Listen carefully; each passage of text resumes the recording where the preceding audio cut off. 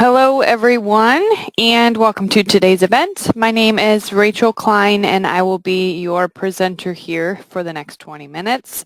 Today we are going to be talking about building a directory in the membership module. So within the membership module there are several really great templates or starting points you can use for generating a church directory, and then you can customize them, which is really handy. So you can really build that directory to include the specific information that you're needing to show. Let's go ahead and get started. So there are several things that are very important for someone to show up on a directory. So I want to point those two things out quickly here in membership. I'm going to go into people. For someone to show up on a directory, there is a specific box that has to be checked for you to tell the software that they need to appear. Okay, that checkbox is right here. I just went into people and this is the first record that opened. It says include on directory. This box has to be checked. Okay, if you ever run a directory and you're like, man, Nina's supposed to be here and I do not see her, it's probably because this box is not checked for them to be included on the directory. Okay, check that box first. The second most important thing is this directory/report order field. Every single record you have in your database, each individual needs to have something in this directory/report order field. Okay, there are 5 options. Of the 5 options, every household has to have a primary person. So if you have a family of just one person, they are a singleton, they are the only one in their household, they are by default the primary person because they're the only one. That's Miss Nina's situation here. Now if we go to a bigger family, I'm going to jump over to the Bernards. They're a family of 4. The dad here is the primary. The wife is going to be the secondary or whomever their spouse or partner is. They have 2 kids. They each have the number 3. Okay. So when you were to run a directory or when you go to run a directory for this family, because they're also checked gives with family, it's going to have Evan and Nikki Bernard. And then because their kids are marked as 3, those are going to be listed on there as well. Okay. Now the other 2 options, you have an option number 4. This says this says secondary/primary separately. This will be used if you have a couple where they have different last names. So say you have Bob Smith and Sally Brown. If that's the case, Bob Smith can be the primary. Sally would then be a number 4 because she has a different last name. And what this will do is it will put their family up in the B's for Brown, and then it'll also put them down in the S for Smith. Okay, so maybe someone only knows one of their last names, and then they'll be able to find them that way when you run the directory.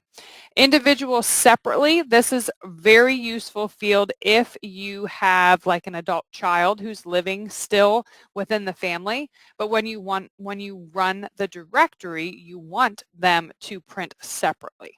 So you would give them a 5. This is also useful as well if you have like an elderly parent who comes back to live with one of their kids.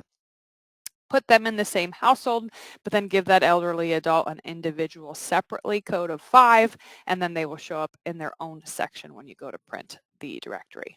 Okay, I do have another webinar that goes more in depth into this. We're not going to have time to fully dive into that, so that's kind of the short and sweet overview of that.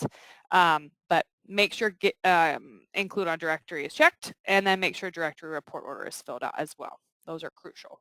Okay, so let's jump into reporting. So I'm going to go up to reports and export, reports and labels, and then reports directory export. So by default, when you run a directory, again, only those people with the include on directory checkbox are going to show. If you have any other additional criteria you want to include, you would do that here on step 1.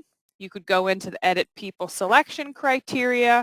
You could put in a status code if you wish. You could do an age if you wish. Or over to the right, most commonly, you are either going to check or uncheck that you want visitors included or not. okay? Typically, you're not going to do too much in here when you run a directory because that checkbox on each record is going to be your tell of whether you want them to show up on the directory or not, okay? Another very, very important piece of running a directory is this sort tab. I will get at least a couple calls a month where someone will say, I'm running my directory and it's in some really weird order. My people are not in alphabetical order like they should be. That's because their sort field isn't sorting alphabetically. So I always, when I run reports, check my sort tab to make sure my people are going to come out in the order that I'm expecting. Okay, so sort field 1, I'm going to choose name, last, first, alphabetical, and I don't need anything in sort field 2 or 3 because I'm doing my alphabetical sort. Okay, I'm just going to hit next, and that's going to get me to my step 2 screen, and this is where I'm going to really do the customizing of the layout of my report. So keep in mind, in Church Windows, on all of our reports here in membership, step 1 is going to be who you want to see on the report and the order those people are going to print out in. That's what you specify on step 1. Step 2 is always going to be how the people who met your criteria in step 1 are going to be organized and how their data is going to be output for you. Okay, so step 2 is really about the layouts. All right. So running a directory, up here in the top left, you have to choose this directory option. That's what tells the software to look at those include on directory and directory report order fields in membership to build the report correctly. And then right below that is your Dropbox. So these are all of the different layouts that you can choose from, okay? There are a bunch in here. This is sample data, so there's just so many in here.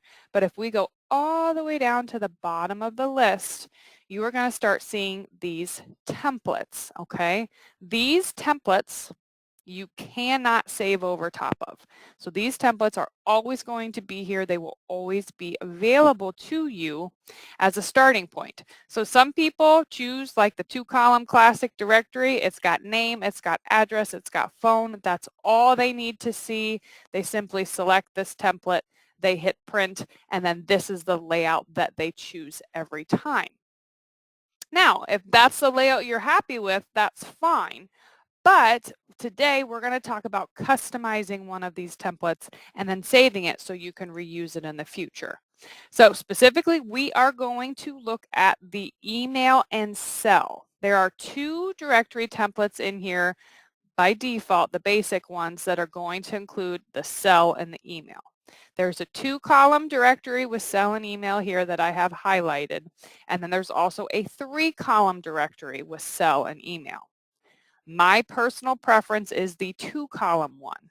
Anytime you are going to be displaying people's emails, I find the 2-column directory is better because some people have really, really long emails, okay?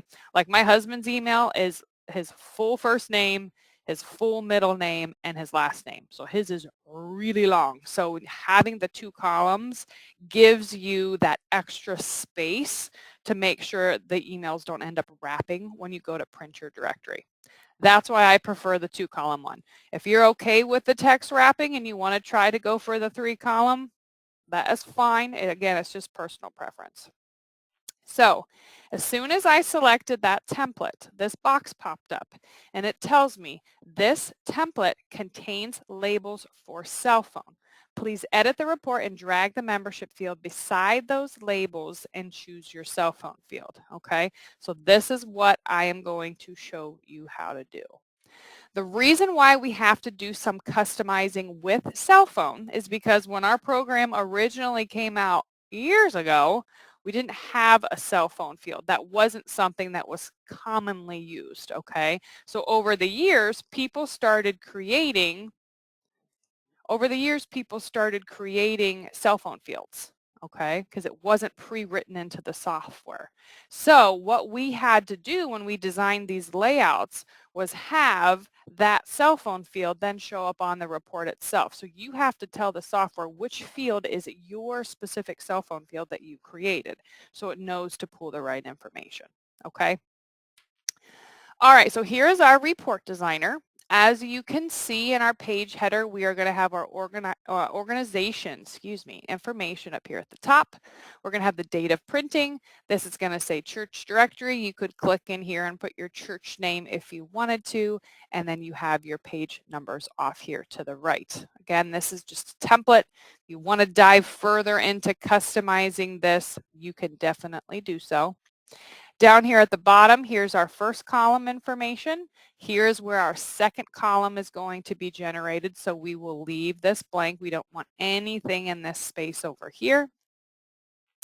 Our first line is going to show last name, preferred names of our primary and secondary, our children's names here, and then our main address block for the family, and then our primary phone for the family. Down here at the bottom is our alternate address information, if they have one. If they don't, this section will be omitted. And then down here is where we get to the cell phone and the emails, okay? So email is already set up for you. That was a field that the software wrote in specifically. So we don't need to change anything with email. But if we look up here at cell phone, you can see we're actually missing some fields over here to the right. These two spaces are empty, okay? So, little further explanation about how this section works. The fields with the little people on them, these four, these are called personalized labels. Those fields are listed over here to the right under the data controls. The fields with the little person on them is automatically going to print the individual's name. Okay, so for example, this field here is going to print the text Bob's cell. Right? This field here is going to print the text Sally's cell. Okay, so these are personalizing the individual's information that's going to be printed. Okay, now the fields down here are the same for email. Bob's email, Sally's email. If we look to the right, these fields over here are the fields that are actually going to print what that email address is. Okay, so for my husband, for example, his name will print here, and then his full super long email is then going to print in this box. So you need both of these to not only see what the email is, but then to also see what the individual's name is, so you know whose email address that specifically belongs to. Okay? Now, one other thing I want to point out here as well, if you click on a field, you're going to get this little gear. This gear is your labeled tasks. This gear tells you more information or allows you to set more information for the field that you're working on itself. So right now, this personalized label is set to print for the selected individual, okay? In other words, your primary person. So selected individual is always your primary. So this would say, for example, Mitchell's email, okay? Down here at the bottom, this one, family member, is set to spouse or partner. So this is going to be your number 2 in your directory report order field, or it's going to be your number 4, okay? So this is where Rachel's email text would print. Over here to the right, if I hit my label task, it's set to selected individual, so it knows to put Mitch's email in here. And then down here at the bottom, family member is set to spouse partner, so it knows to print Rachel's specific email address here, okay? Now let's actually go through one so you can see how it works. So over here to the right, I am grabbing this membership field. This membership field allows you to drag, so I'm clicking and holding, and I'm going to drop it right here. As soon as I drop that membership field, it wants me to tell it what membership field do I need to display in that box, in that field. So I'm going to scroll down here under personal information fields, and I'm going to choose my cell phone field. So I'm telling it that I want that field to print the cell phone. Okay, whoops, I drug it too far. Pink means you're out of line. There we go. I'm going to go back over to the right, and I'm going to grab another membership field, click and hold. I'm going to drag it over, and I'm going to drop it right next to my first cell phone line. It's going to remember what I selected before, so I'm going to leave it on cell phone. I'm going to say okay. And then I like to stretch it out just because I'm a little anal about things. Okay. So you can see here that as soon as I dropped this field, they're both currently set to selected individual, which for my line 2 for cell phone, I need that to show the spouse partner's email. So I'm going to select that field. I'm going to hit my little gear. Under family member, I'm going to hit the down arrow and I'm going to change that to spouse partner of individual. So it knows to print that specific person's cell phone. Okay. Now let's talk real quick while we're in here about this omit if selected field is empty. This field is not necessary for the membership fields here.